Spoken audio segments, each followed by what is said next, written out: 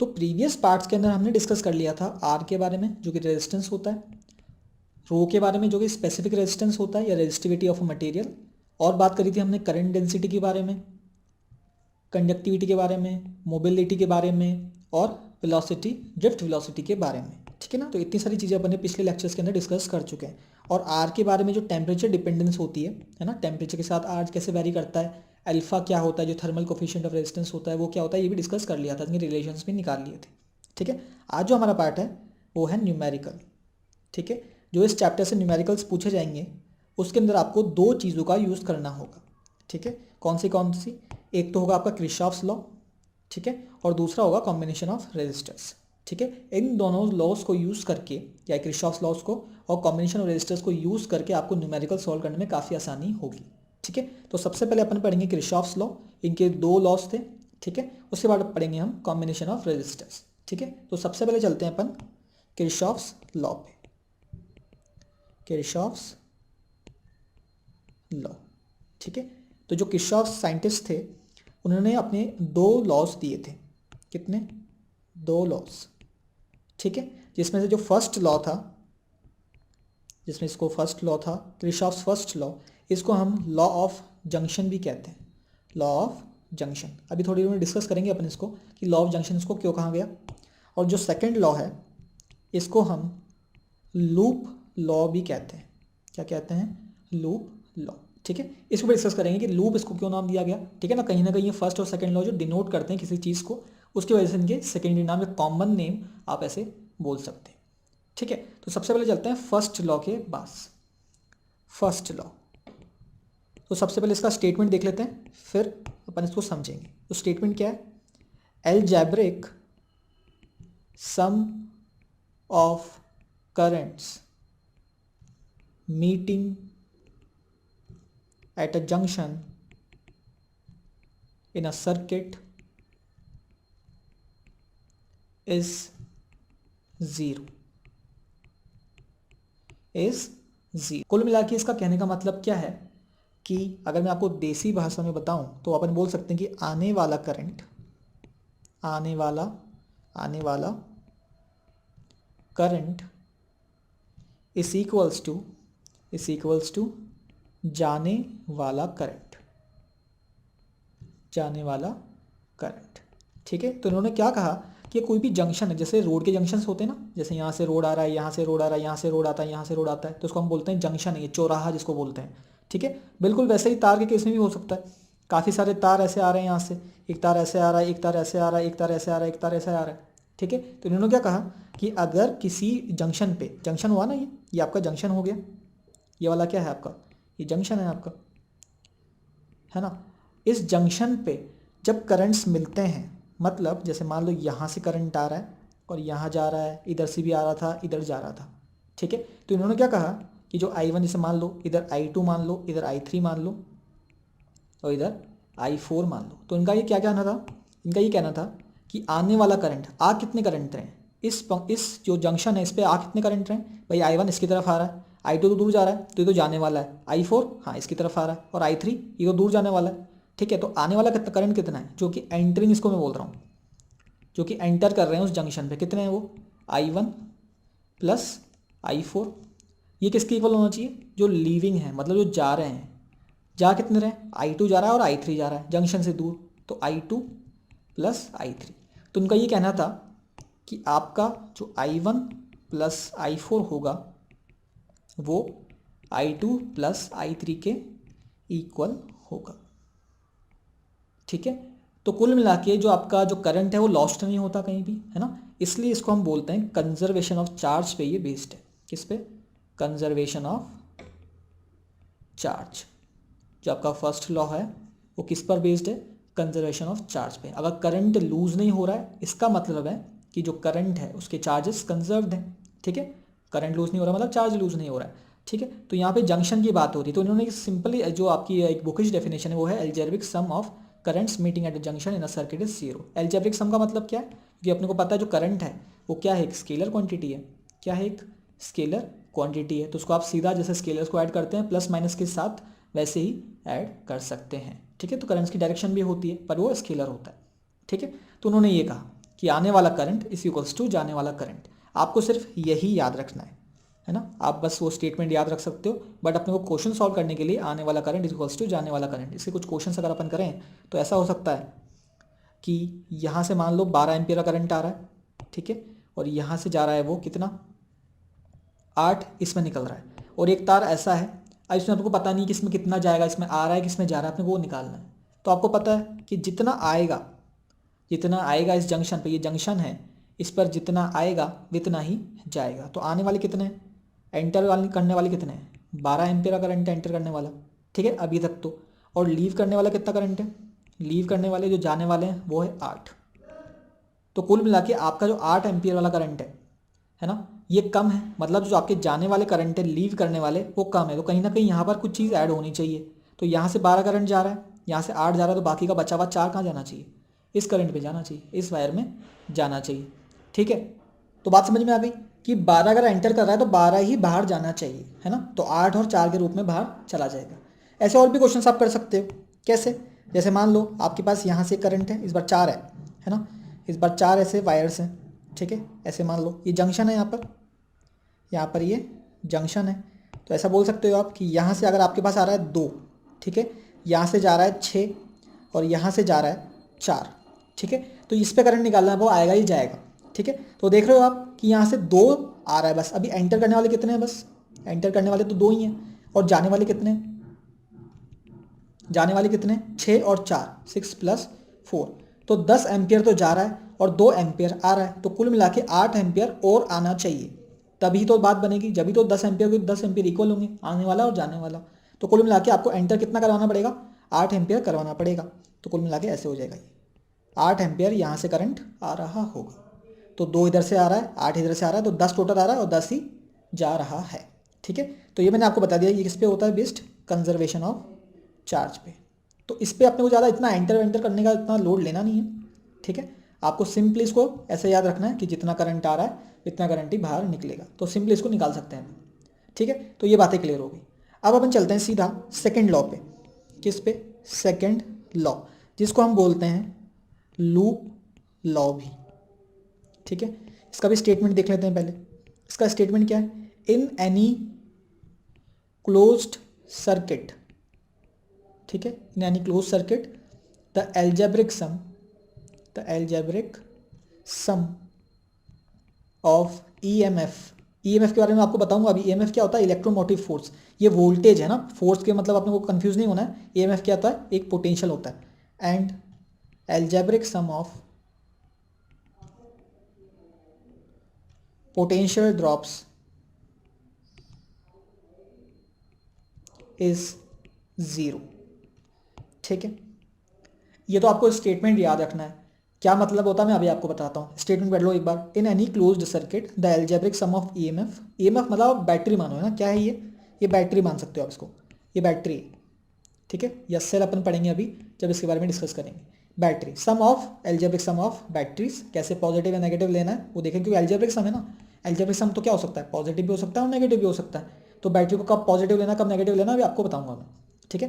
And algebraic sum of potential drops is 0। तो कुल मिला के ईएमएफ का और पोटेंशियल ड्रॉप का जो समेशन होना चाहिए, एल्जेब्रिक सम, वो क्या होना चाहिए, 0 होना चाहिए, ठीक है। तो इसमें जो 2 टर्म्स आ रही है, एक तो ईएमएफ और एक होता है पोटेंशियल ड्रॉप। तो सबसे पहले बात करते हैं पोटेंशियल ड्रॉप, ये है क्या, ये पोटेंशियल ड्रॉप है क्या। पोटेंशियल ड्रॉप का मतलब क्या है, ड्रॉप का मतलब होता है गिरना। क्या होता है, गिरना का मतलब है डिक्रीज।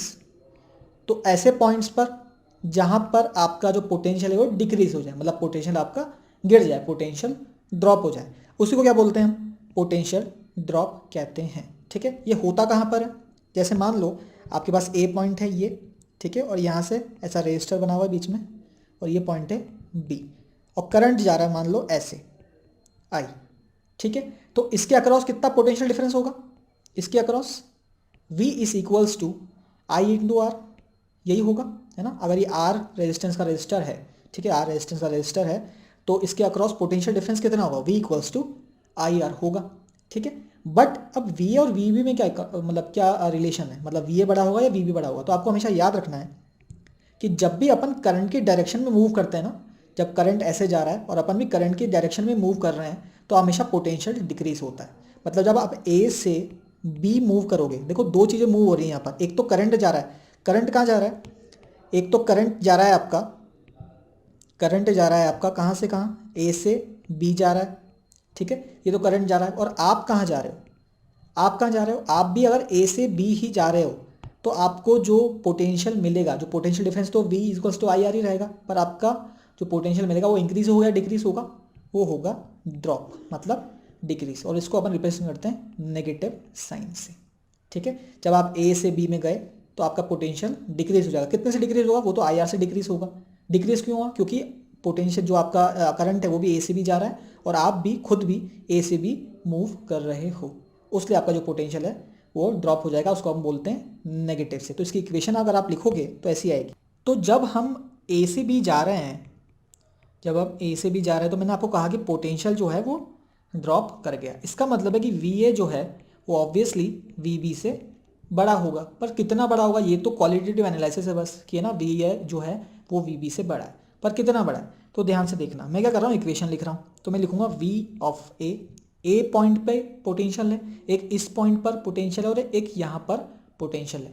बीच वाले का कितना पोटेंशियल है, आई आर। मैं इसका बोल दूंगा इसका वी बी पोटेंशियल है और इसका वी ए पोटेंशियल, और बीच का पोटेंशियल कितना है, आई इंटू आर है ना, V equals to I R relation से, ठीक है। इस रिलेशन से, ओम्स लॉ से, V equals to I R का पोटेंशियल डिफरेंस, ठीक है। अब क्योंकि मैं ए से बी जा रहा हूँ, है ना, मैं ए से बी जा रहा हूँ, उसमें ए लिखा सबसे पहले मैंने, ए से मैं बी जा रहा हूँ, और करंट भी कैसे जा रहा है, ए से बी जा रहा है, तो सेम डायरेक्शन में मूव कर रहा हूँ मैं, सेम डायरेक्शन में। सेम डायरेक्शन के अंदर अब जो पोटेंशियल डिफरेंस लिखते हैं अक्रॉस रेजिस्टर्स, वो क्या लिखते हैं, नेगेटिव में। इसका मतलब पोटेंशियल डिफरेंस कितना है, आई आर, और लिखूँ कैसे, माइनस में, तो माइनस आई आर इस इक्वल्स टू वी बी। तो ये आपकी इक्वेशन हो गई। ये आपको क्लियर होना चाहिए कि ऐसा क्यों लिखा, ठीक है। आप ऐसा स्टेटमेंट लिख सकते हो, स्टेटमेंट लिख लो आप ऐसा कि when moving in direction of current, when moving in direction of current, potential drops in case of resistors, ठीक है, इन केस ऑफ रेजिस्टर्स। जब भी हम सेम डायरेक्शन के अंदर मूव करते हैं जिसमें करंट मूव कर रहा है तो आपका जो रेजिस्टर के अक्रॉस जो पोटेंशियल है वो ड्रॉप हो जाएगा, ठीक है। तो इतनी बात हमें क्लियर हो गई, ठीक है। इसका आप एग्जाम्पल मैं आपको अभी दूंगा थोड़ी देर में, और आप एक बैटरी का भी देख लो। अपने को बस ये याद रखना है कि ड्रॉप अगर होगा कहीं भी, अगर ड्रॉप होगा तो आपको नेगेटिव साइन के साथ पोटेंशियल डिफरेंस लिखना है, और जब भी इंक्रीज होगा जब आपको पॉजिटिव साइन के साथ लिखना है, क्या, पोटेंशियल डिफरेंस। अब जैसे बैटरी का केस है, बैटरी ऐसे लगी हुई है, ये बैटरी लगी हुई है ऐसे, ये ऐसे बैटरी लगी हुई है, ठीक है। ये पॉइंट ए है, ये पॉइंट बी है। मान लो ये बैटरी का पोटेंशियल V है, तो अब इसकी इक्वेशन लिखनी है मुझे, तो कैसे लिखूंगा, इधर जा रहा हूँ, करंट मान लो करंट ऐसे जा रहा है, ऐसे करंट जा रहा है ना, पॉजिटिव टर्मिनल से बाहर निकलेगा करंट। तो अगर ये ऐसे जा रहा है या आई ऐसे जा रहा है तो मैं VA से लिखना स्टार्ट करता हूँ, VA। अब मैं जब ऐसे जा रहा हूँ, है ना, तो इस ये पोटेंशियल हायर पे है, ये लोअर पोटेंशियल पे, ये हायर पोटेंशियल पे पॉजिटिव, ये नेगेटिव पोटेंशियल पे। तो आपका जो पोटेंशियल डिफरेंस है वो तो कितना है, V है, पर पॉजिटिव या नेगेटिव है, क्योंकि आप पॉजिटिव से नेगेटिव गए मतलब आपका जो पोटेंशियल है वो डिक्रीज हो गया, इसका मतलब है ड्रॉप हुआ, ड्रॉप का मतलब है नेगेटिव, तो आपको लिखना पड़ेगा माइनस V। समझ में आया, माइनस V क्यों लिखा, माइनस V इसलिए लिखा क्योंकि आपने पॉजिटिव से नेगेटिव में चले गए, आपने जो अपना पोटेंशियल है वो डिक्रीज कर दिया, तो minus V is equals to potential at B। तो ये इक्वेशन हो सकती है, ठीक है। सेम इक्वेशन आप उल्टी तरीके से लिख सकते हो। जैसे मान लो आपने यहां से लिखना स्टार्ट करा, तो आपने लिखा VB, यहां पे गए आप ऐसे ऐसे जा रहे हो, अब नेगेटिव से आप पॉजिटिव में जा रहे हो, मतलब आपका पोटेंशियल बढ़ रहा है, आपका पोटेंशियल बढ़ रहा है, तो बढ़ेगा तो कितना, V बढ़ेगा, पर पॉजिटिव या नेगेटिव, क्योंकि ये बढ़ रहा है, आप नेगेटिव से पॉजिटिव में जा रहे हो, इंक्रीज हो रहा है आपका पोटेंशियल, तो आपको पॉजिटिव साइन लगाना पड़ेगा, तो पॉजिटिव इस इक्वल्स टू कितना होगा, VA के इक्वल होगा। तो यहाँ से आप वापस इक्वेशन आपके पास आ जाएगी, VB is equals to VA minus V।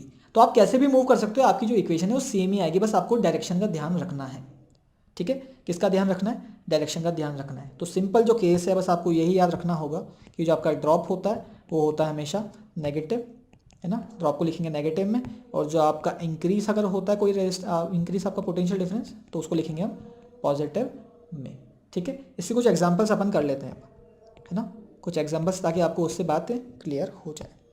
देखो आपके पास अब जैसे दो रेजिस्टर्स गिवन है, ठीक है, एक रेजिस्टेंस ऐसा है, एक रेजिस्टेंस ऐसा है, ठीक है, ये ए पॉइंट है, ये बी पॉइंट है, ठीक है, करंट फ्लो कर रहा है ऐसे आई, ये है R1, ये है R2।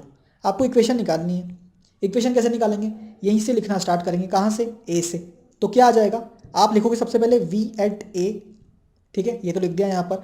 अब आप जा कैसे रहे हो, आप खुद जा रहे हो ए से स्टार्ट कर रहे हो बी पे जा रहे हो, मतलब आपकी डायरेक्शन ऐसी है जाने की, करंट की डायरेक्शन भी ऐसी ही है। तो रेजिस्टेंस जो होंगे, रेजिस्टेंस के अक्रॉस पोटेंशियल ड्रॉप होगा, तो मुझे लिखना पड़ेगा नेगेटिव में। तो अगर मैं ऐसे जा रहा हूँ और आई भी ऐसे जा रहा है, तो R1 के अक्रॉस कितना पोटेंशियल होगा, आई R1 होगा, पर क्या होगा, नेगेटिव या पॉजिटिव, क्योंकि अपने को पता है सेम डायरेक्शन में डिक्रीज होता है, डिक्रीज का मतलब है नेगेटिव, तो -R1, तो -I R1 मुझे लिखना होगा। ऐसे ही यहाँ पर जब करंट आएगा इससे निकलेगा, तो -I R2 is equals to V at B. ये आपकी इक्वेशन आ गई। आप ऐसे उल्टी तरह से भी लिख सकते हैं। उल्टी तरह से कैसे लिखोगे, VB से स्टार्ट करो, तो आपने लिखा VB। अब इस बार आप कहाँ से कहाँ जा रहे हो, B से A जा रहे हो। कैसे जा रहे हो, B से A, और करंट तो आपका अभी भी कैसे जा रहा है, A से B जा रहा है, तो आप अपोजिट ट्रैवल कर रहे हो। कैसे ट्रैवल कर रहे हो, अपोजिट टू करंट। तो अपोजिट टू करंट जब ट्रैवल करते हैं, जब potential across a resistance increase होता है, तो इंक्रीज का मतलब पॉजिटिव लिखना पड़ेगा। तो VB साहब जब इधर जाओगे तो सबसे पहले आपको R2 एनकाउंटर होगा। IR2 इसका क्या होगा, पोटेंशियल डिफरेंस होगा, पर पॉजिटिव या नेगेटिव, क्योंकि अपन अपोजिट जा रहे हैं तो पॉजिटिव होना चाहिए। तो +IR2, इसमें भी +IR1 is equals to V at A. यहाँ से आप फिर से निकाल सकते हो, VB आपका क्या आ जाएगा, VA -IR1 -IR2। Same equation आ गई, ठीक है। तो ये चीज़ें क्लियर होनी चाहिए, अपोजिट और सेम डायरेक्शन वाली, ठीक है। तो ये क्वेश्चन हो गया। एक क्वेश्चन अपन बैटरी वाला भी कर लेते हैं। जैसे मान लो आपको ऐसा क्वेश्चन गिवन है,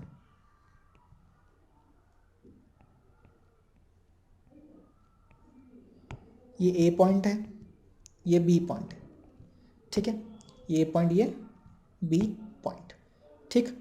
आपका जो करंट है वो ऐसे जा रहा है, आई ऐसे जा रहा है, और हम कैसे जा रहे हैं, ए से बी जा रहे हैं, ए से बी जा रहे हैं। आपका जो करंट है वो कैसे जा रहा है, बी से ए जा रहा है। करंट कैसे जा रहा है, इधर आ रहा है ना करंट, मतलब बी से ए जा रहा होगा, अपन कैसे जा रहे हैं, ए से बी जा रहे हैं। अपना जाना तो अपने ऊपर डिपेंड करता है ना, अपन कैसे जा रहे हैं, पर ऑब्वियसली अपन हमेशा लेफ्ट टू राइट ही जाते हैं, ठीक है। तो ए से बी अपन जा रहे हैं, तो ए से बी जब जाओगे आप तो लिखोगे वी ए, इसका मान लेते हैं इसका पोटेंशियल कितना है, ये वी है, ठीक है, तो वी एट ए, ठीक। अब ये R1 है और ये R2 है, ठीक। अब आप जा कैसे रहे हो, ऐसे, करंट कैसे जा रहा है, यूँ, तो आपका जो पोटेंशियल होगा वो कितना होगा, IR1 तो होगा, और पॉजिटिव या नेगेटिव, क्योंकि आप अपोजिट ट्रैवल कर रहे हो, इसके लिए पॉजिटिव, ठीक। अब जब यहाँ आप पहुँचे तो आपने देखा कि ये पॉजिटिव पे है, ये नेगेटिव पे है ना। बैटरी के केस में तो अपने को पॉजिटिव से, अब अपने को अपोजिट और सेम देखना ही नहीं है। बैटरी के केस में तो क्या है, ऊपर से नीचे कूदे या नीचे से ऊपर कूदे। जब ऊपर से आप नीचे कूदे मतलब आपने पोटेंशियल को डिक्रीज कर दिया, पोटेंशियल डिक्रीज कर दिया, इसका मतलब है नेगेटिव V। इसके बाद वापस आप करंट डायरेक्शन क्या है, इसकी करंट की डायरेक्शन तो अभी भी आई है, और आप जाके सिर्फ उल्टा डायरेक्शन में जा रहे हो, तो +IR2 is equals to V at B. तो ये कंडीशन आ गई। ऐसे ही आप VB से भी स्टार्ट कर सकते हो, किसी भी पॉइंट से अपन स्टार्ट करके इक्वेशंस बना सकते हैं, है ना। तो बैटरी केस में तो आपको सिर्फ ये देखना है कि पॉजिटिव से नेगेटिव जा रहा है, नेगेटिव से पॉजिटिव जा रहा है। पॉजिटिव से नेगेटिव तो आपको नेगेटिव साइन लगाना है, नेगेटिव से पॉजिटिव मतलब इंक्रीज हुआ है तो पॉजिटिव साइन लगाना है ना। और R1 और R2 के केस में, जब रजिस्टर्स के केस होते हैं, तब उसमें अपने को सेम और अपोजिट डायरेक्शन देखनी पड़ती है, किसकी, करंट की। सेम होगी तो आपको -I1R1 लिखना पड़ेगा, अगर अपोजिट होगी तो प्लस लगा के I1R1 लिखना पड़ेगा, ठीक है। तो ऐसी इक्वेशंस अपन लिख सकते हैं, ठीक है। अब उल्टा भी आप क्वेश्चन कर सकते हो इसका, कैसे, आप ऐसे कर लो। इस बार ये आपका रेजिस्टेंस था पिछले वाली क्वेश्चन जैसा ही है, और इस बार मैंने ऐसा कर दिया बस। पिछले बार क्वेश्चन क्या था, पिछली बार जो आपका क्वेश्चन था वो कुछ ऐसा था, इसमें पॉजिटिव इधर था बैटरी का और नेगेटिव इस साइड था। इस बार मैंने नेगेटिव इस साइड ले लिया, पॉजिटिव इस साइड ले लिया। अब निकाल लो वापस, ये आपका R1 है, ये आपका R2 है, और इस बार करंट मैंने मान रहा हूँ मैं ऐसे जा रहा है। करंट कैसे जा रहा है, इस साइड जा रहा है, ठीक है। तो आपका करंट इस साइड जा रहा है, और आप भी खुद भी कैसे जा रहे हो, ए से बी ट्रैवल कर रहे हो, तो कैसे लिखोगे, V एट ए। अब क्योंकि आप सेम डायरेक्शन में जा रहे हो करंट की, तो -IR1 यहाँ पर ये V है, ये नेगेटिव या पॉजिटिव, तो आप नेगेटिव से पॉजिटिव में कूदे मतलब आपका पोटेंशियल बढ़ गया, पोटेंशियल बढ़ गया इसका मतलब है पॉजिटिव, तो पॉजिटिव V। अब इसके बाद यहाँ पर आ गए आप, यहाँ पर अब करंट आपका कैसे जा रहा है I, आप भी खुद भी कैसे जा रहे हो, इसी डायरेक्शन में जा रहे हो, तो minus of I R2 is equals to V at B।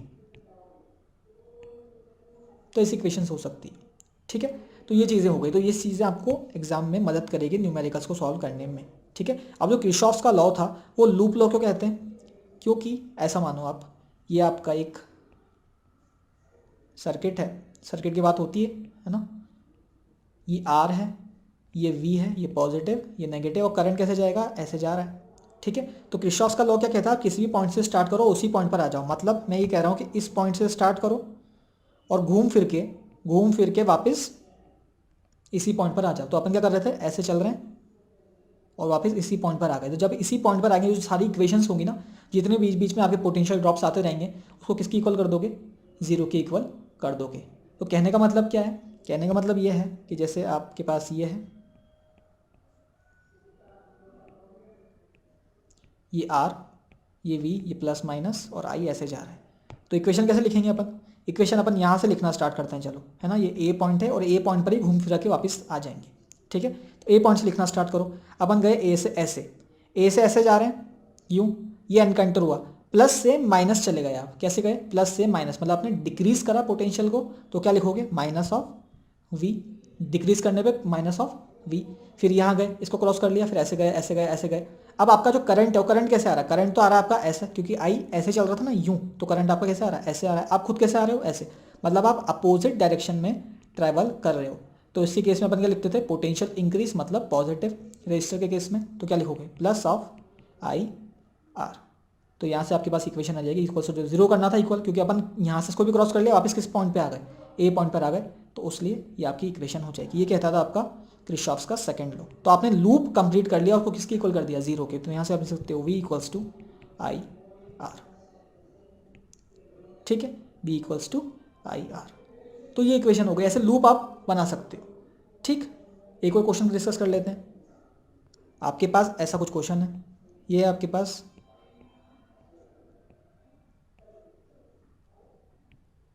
ये R2, ये V2 है, ये V1 है, ये R1 है, ये R2 है, ठीक है। और आपका करंट ऐसे जा रहा है, मान लो आपका करंट ऐसे जा रहा है, ये I, ठीक है, करंट कैसे जा रहा है, ऐसे I, ठीक। अब अपने को लूप लॉ लगाना है इसके अंदर, तो कहीं से स्टार्ट कर लो, कोई भी पॉइंट मान लो ये वाला पॉइंट से अपन स्टार्ट कर रहे हैं, तो अपन कैसे जाएंगे, अपन ऐसे घूमेंगे यूं और वापस इसी पॉइंट पर आ जाएंगे, ठीक है, उल्टा घूम के वापस आ जाएंगे। तो अपन कैसे घूम रहे हैं, यूं घूम रहे हैं अपन, ठीक है। तो उसको बोलते हैं लूप, लूप बन रहा है ना ये, इसलिए। अब लगा लो इक्वेशन, यहाँ से स्टार्ट कर रहे हैं अपन A पॉइंट से, तो A पॉइंट से स्टार्ट कर रहे हो तो लगा लो, सबसे पहले क्या इनकाउंटर होगा आपके पास, ये V। आप ऐसे गए यहाँ तक पहुँचे, आपको दिखा कि पॉजिटिव से नेगेटिव जा रहा है, कहाँ से, पॉजिटिव से नेगेटिव, तो मतलब डिक्रीज हो रहा है, इसका मतलब है मुझे लिखना पड़ेगा माइनस V1, क्योंकि V1 पोटेंशियल डिफरेंस है।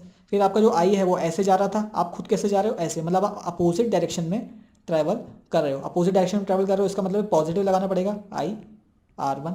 अब यहाँ पर आ गए, अब आप ऐसे घूम रहे हो यूँ और ऐसे चलने लग गए, ऐसे यहाँ पर आए, आपको फिर दिखा कि ये पॉजिटिव से वापस नेगेटिव में कूद रहा है, मतलब डिक्रीज हो रहा है, डिक्रीज का मतलब है नेगेटिव V2।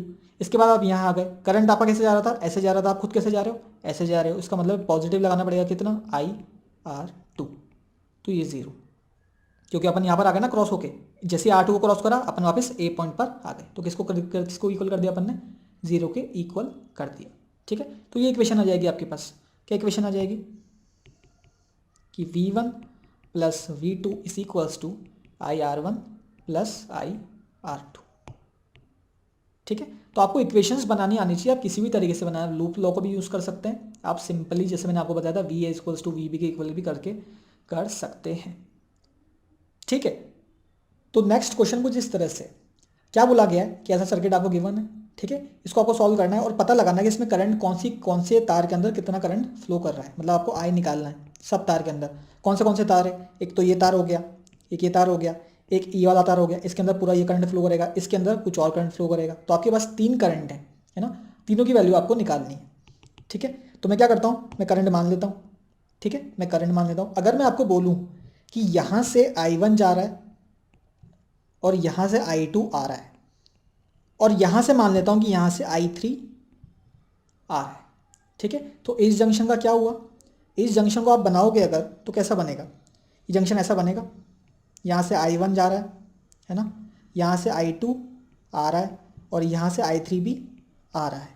तो आपको अगर जंक्शन लॉ याद हो तो total leaving current equals to total entering current. Enter करने वाले कितने हैं, एंटर करने वाले I3 इसके पास आ रहा है जंक्शन के पास, I2 भी इसके पास आ रहा है, तो I2 प्लस I3 जो कि एंटर कर रहे हैं वो किसकी इक्वल होनी चाहिए, जो जितने बाहर जा रहे हैं, बाहर कौन सा आ रहा है, I1 जा रहा है। तो एक इक्वेशन आपके पास ये आ गई, एक इक्वेशन ये आ गई, कहाँ से, फर्स्ट लॉ से, कहाँ से आई, फर्स्ट लॉ से, ठीक है।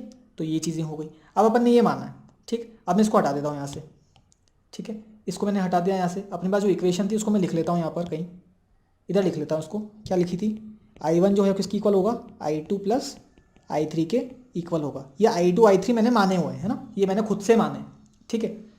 अब अपन लूप लॉ लगा देते हैं। लूप लॉ कैसे लगाओगे, यहाँ से स्टार्ट करो और इस लूप की बात करो। लूप तो कितनी में हो सकता है ना, एक लूप ये हो सकता है, एक लूप ये पूरा हो सकता है, एक लूप ये हो सकता है, तो लूप तो कितने में हो सकते हैं। अपन अभी लगा रहे हैं बस ये वाला, कौन सा वाला, इस लूप के अंदर। मेरे यहाँ से मैं स्टार्ट कर रहा हूँ, मान लो ए पॉइंट से, ऐसे चल रहा हूँ, ऐसे चल रहा हूँ, ऐसे चल रहा हूँ, ऐसे चल रहा हूँ, वापस ए पे आ रहा हूँ। तो अगर ए पॉइंट पर मैं लगाऊंगा तो क्या आएगा, ए से चलना स्टार्ट करो, आपका जो करंट है I1 ऐसे आ रहा था, मतलब I1 ऐसे आ रहा है और आप जा रहे हो ऊपर। आप कैसे जा रहे हो, ऊपर, तो आप अपोजिट ट्रैवल कर रहे हो, किसके, अपोजिट ट्रैवल कर रहे हो, करंट के इस लूप के अंदर अपोजिट ट्रैवल कर रहे हो। तो इसका मतलब है आप जैसे ऊपर जाओगे तो आपका करंट अपोजिट आता हुआ दिखेगा, तो आप लिखोगे प्लस I1 इंटू आर कितना है, 2। क्या बात क्लियर है। इसके बाद आप इसको क्रॉस करके यहाँ पर पहुँच गए। अब आप ऐसे ट्रैवल कर रहे हो, अब ये आपका पॉजिटिव है, ये आपका नेगेटिव, तो आप नीचे गिर गए, है ना, पॉजिटिव से नेगेटिव, मतलब आपने डिक्रीज कर लिया अपने आप को। अगर आपने इसको डिक्रीज कर लिया है तो उसका मतलब है नेगेटिव कितना, 10 वोल्ट, ठीक है। अब इस लूप में जाना, मुझे इस लूप में आना है वापस, तो यहाँ से मैं यहाँ पहुँच गया, अब नीचे ट्रैवल कर रहा हूँ, ठीक है, अब मैं नीचे ट्रैवल कर रहा हूँ, तो वापस I3 जो है आपके अपोजिट ट्रैवल कर रहा है, आप ऐसे नीचे जा रहे हो और I3 ऊपर जा रहा है, तो मतलब है क्या होगा कि पॉजिटिव होगा, और कितना होगा, I3 इंटू 4, है ना। उसके बाद कुछ दिक्कत नहीं है, फिर यहाँ पर आ गए, यहाँ पर आ गए, यहाँ पर आ गए, फिर वापस ए पे आ गए, किसकी इक्वल कर देंगे, 0 के इक्वल कर देंगे, ठीक है। तो एक इक्वेशन आपके पास ये हो गई, ठीक।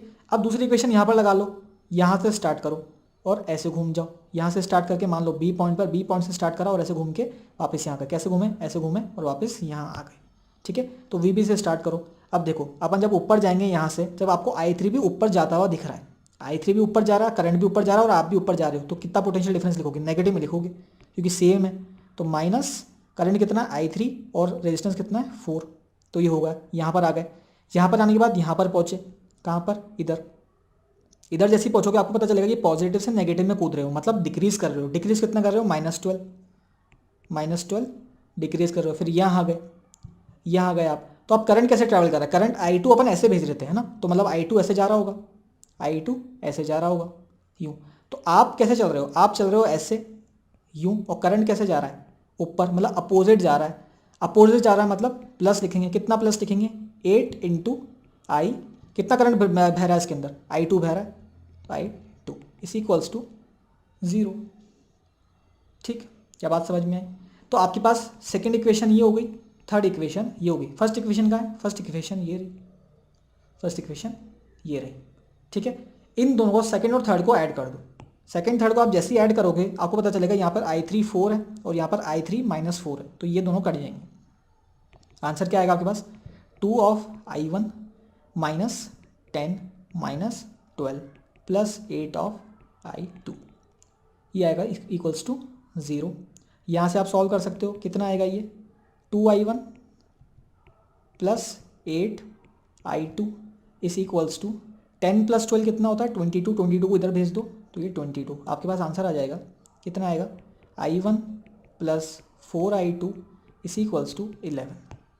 तो एक इक्वेशन आपके पास ये आ गई, है ना। यहाँ से आप क्या निकाल सकते हो, I2 की वैल्यू निकाल सकते हो। I2 की वैल्यू आएगी यहाँ से 11 -I1 अपॉन 4, ठीक है।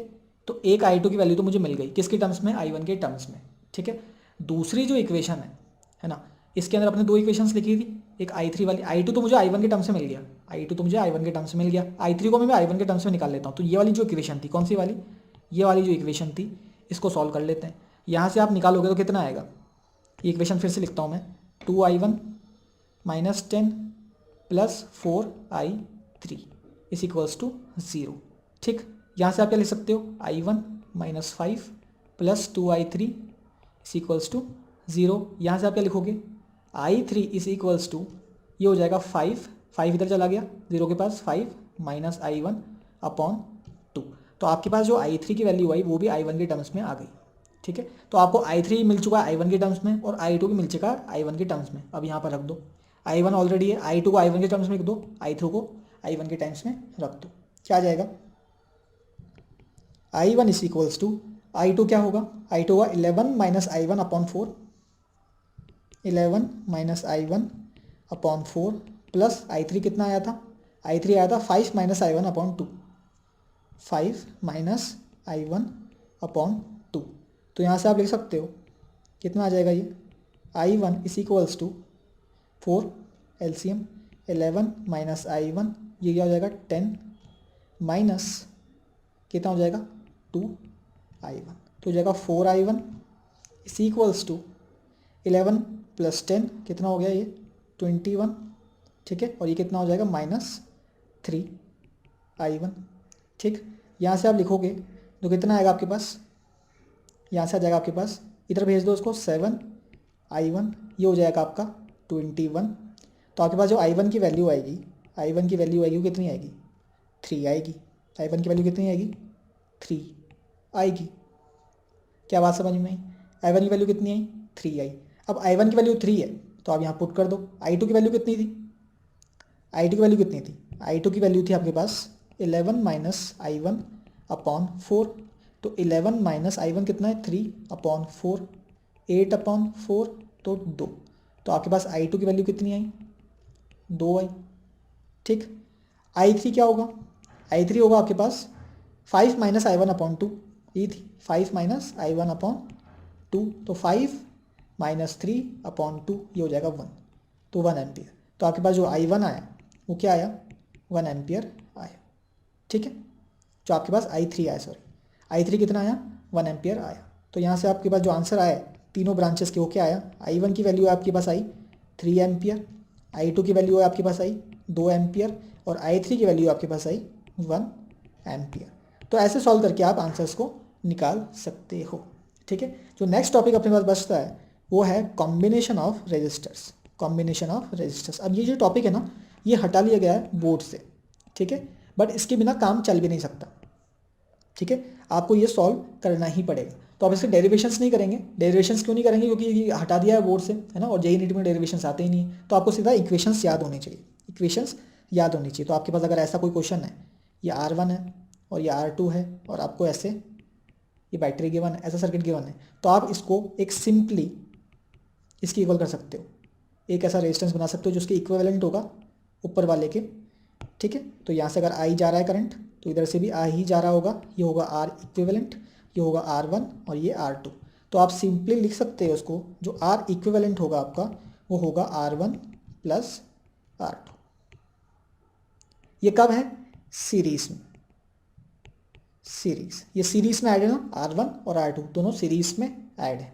ठीक है, तो ऐसे लिख सकते हो। अब ये जो आपका जो प्रूफ है ना R1 R2 का, ये आप खुद से भी कर सकते हो। कैसे, किरचॉफ्स लॉ को यूज़ करके, किरचॉफ्स लॉ को यूज़ करके। तो आपको खुद ट्राई करना चाहिए और आपके पास ये रिलेशन बनकर आ जाएगा, है ना। इधर से I निकल रहा है, इसका मतलब क्या है कि यहाँ से भी I निकलना चाहिए, क्योंकि इक्विवेलेंट है ना। अगर इस बैटरी से I सप्लाई हो रहा है पहले वाले सर्किट के अंदर, तो दूसरे सर्किट के अंदर I सप्लाई होना चाहिए। इस पर बैटरी V है तो इस पर भी V होनी चाहिए। बस चेंज क्या हुआ है, R1 के R2 की जगह आपने R इक्विवेलेंट लिख दिया। तो उसका रिलेशन आप किरचॉफ्स लॉ से निकाल सकते हो, आपको खुद निकालना होगा। ठीक है, तो ये प्रूफ रहेंगे। ठीक, अब पैरेलल की बात कर लेते हैं। पैरेलल की ये भी आप खुद से प्रूफ कर सकते हैं, मैं आपको सिर्फ इक्वेशन बता रहा हूँ। तो अगर आपने कोई ऐसा सर्किट लिया है जिसमें ऐसा कुछ गिवन है, ठीक है, ये पैरेलल में, ये पैरेलल में V, ये है आपका R1, ये है आपका R2। तो आप इसको सिंपली ऐसे लिख सकते हो, कैसे, R इक्विवेलेंट की जगह यहाँ V और ये R इक्विवेलेंट। तो आपका जो R इक्विवेलेंट होगा उसका आंसर होगा आपके पास 1 upon R equivalent is equals to 1 upon R1 plus 1 upon R2। ठीक है, तो ये इक्वेशन आपकी होगी कब, जब पैरेलल में है। ठीक है, तो आपको पता चल रहा हो पैरेलल के अंदर जो कैपेसिटेंस होता था, कैपेसिटेंस को अपन सीधा C1 प्लस C2 लिखते थे, और सीरीज के अंदर उसको अपन 1 upon C1 plus 1 upon C2 लिखते थे। तो ये रजिस्टर का बिल्कुल उल्टा है ना, कैपेसिटेंस वाला। ठीक है, तो ऐसे भी आप याद रख सकते हो। तो पैरेलल के अंदर क्या होगा, 1 upon R equivalent equals to 1 upon R1 plus 1 upon R2। एक क्वेश्चन ऐसा कर लो आप। क्वेश्चन कैसा हो सकता है, क्वेश्चन ऐसा होगा, आपको इक्विवेलेंट रेजिस्टेंस निकालना है। तो मान लो मैंने आपको ऐसा रेजिस्टेंस गिवन है, ये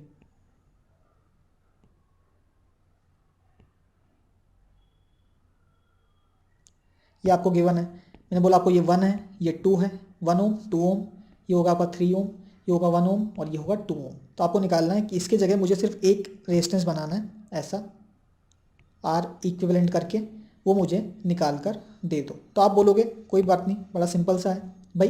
1 और 2 किस में है, 1 और 2 किस में है, ये सीरीज़ में है। सीरीज़ का मतलब है आर इक्विवेलेंट कितना होगा इनका, होगा 3। ठीक है, तो ऊपर वाले को मैं कैसे लिख सकता हूँ, ऊपर वाले को मैं लिख सकता हूँ सीधा ऐसा 3। ठीक है, क्योंकि ये 1 और 2 किस में है, सीरीज़ में। ऐसे ही नीचे वाला भी किस में है, सीरीज़ में है, तो इसको मैं ऐसे लिख सकता हूँ 3, इसको ऐसे लिख सकता हूँ। ठीक है, बीच वाले की तो कोई दिक्कत ही नहीं है, वो तो अपने आप ही सीधा ही है। ठीक है, तो अब ये किस में होगा, अब ये पैरेलल में होगा सब के सब। तो मैंने क्या लिख दिया, ये ऐसा कुछ क्वेश्चन मेरे पास हो गया अब। ठीक है, इसमें ये 3 है, ये भी 3 है और ये भी 3 है। तो आर इक्विवेलेंट कैसे लिखते हैं, 1 अपॉन आर इक्विवेलेंट, क्योंकि ये पैरेलल में हो गए। तो 1 upon 3 plus 1 upon 3 plus 1 upon 3।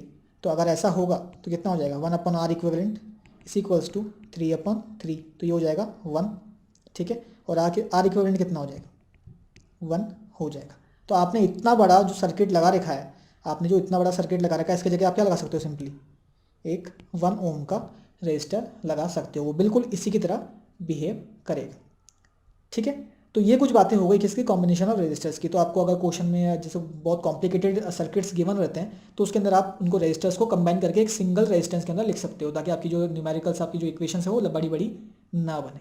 ठीक है, एक जो अच्छा क्वेश्चन इसके अंदर पूछा जाता है वो ये होता है कि आपके पास ऐसे पॉइंट्स हैं, ये एक रजिस्टर है, फिर थोड़ी दूर पे दूसरा रेजिस्टेंस है, ये तीसरी दूर पे थोड़ा सा रेजिस्टेंस है। ठीक है, ये ए पॉइंट, ये बी पॉइंट। ठीक है, आपको ये भी गिवन है कि यहाँ से ऐसे मैंने एक तार जोड़ रखा है और यहाँ से भी एक मैंने ऐसा तार जोड़ रखा है। ठीक है, आपको निकालना है कि R equivalent between A and B, कि मैं ये जो चीज़ है, इस चीज़ को मैं किससे रिप्लेस करूँ, आर इक्विवेलेंट से किससे रिप्लेस करूँ कि ये बिल्कुल ऐसा हो जाए। बस एक सिंगल रेजिस्टेंस मुझे लगाना पड़े इस सिस्टम को रिप्लेस करके। तो कैसे होगा, बड़ा सिंपल सा है। देखो क्या होगा ना, आप इसको अगर कोई दिमाग लगाओ तो आप बोल सकते हो ये ए पॉइंट है तो ये भी ए पॉइंट है, क्योंकि शॉर्ट सर्किट है ना, तार है सिंपल। अगर ये पोटेंशियल ए है तो इस पे पोटेंशियल ए, तो इस पे भी ए है, इस पे भी ए है, तो इस पे भी ए होगा। ऐसे ही इस पे भी है तो इस पे भी, इस पे भी और इस पे भी बी। अब आपको क्या करना है, अब आपको निकालना है R equivalent between A B. तो बना दो पॉइंट, ये ए ये बी। अब देखो कितने रेजिस्टेंस है ए और बी के बीच में, ए और बी के बीच में एक रेजिस्टेंस है, मान लो ये आर का है, ये भी आर का है, ये भी आर का है। तो ए और बी के बीच में कितना रेजिस्टेंस है, आर, ये आर बना दिया। अच्छा, बी और ए के बीच में एक और रेजिस्टेंस है, उसका भी क्या है, आर, तो ये बना दिया। ए और बी के बीच में एक और रेजिस्टेंस है, आर। तो आपका जो सर्किट है ये ऐसा सॉल्व हो गया।